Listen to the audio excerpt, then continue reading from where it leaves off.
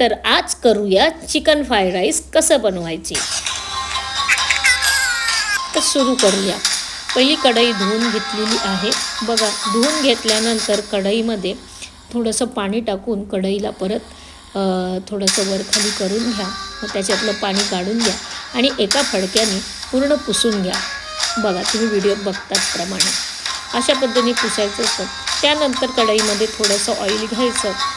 त्याच्यानंतर ऑइल घेतल्यानंतर त्यामध्ये टाकायचं असतं व्हेजिटेबल्स, गार्लिक जिंजर पेस्ट.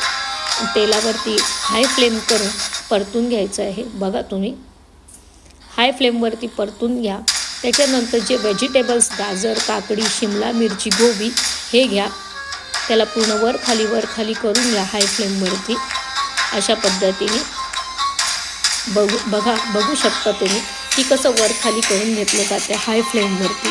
जेव्हा तुम्हाला चिकन शेजवान राईस बनवायचं असेल तर सगळ्या भाजी कटिंग करून ठेवलेलं असणं गरजेचं आहे. त्यानंतर त्याच्यामध्ये टाका आपली शेजवान चटणी आणि थोडंसं पाणी, कॉर्नफ्लॉवर.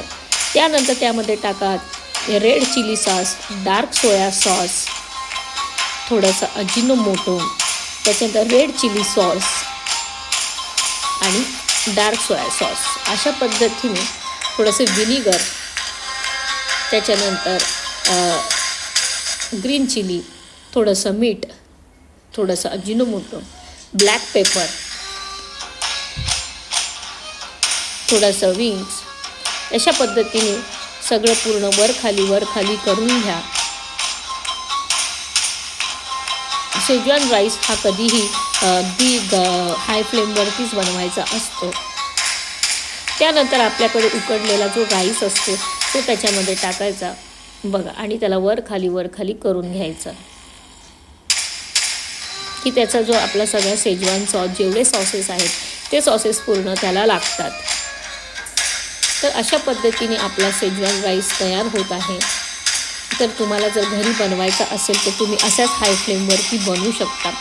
तर हॉटेलमध्ये शेजवान राईस हा कशा पद्धतीने बनवला जातो हे तुम्हाला आता कळलंच असेल. तर व्हिडिओ आवडला असेल लाईक करा, कमेंट करा आणि सबस्क्राईब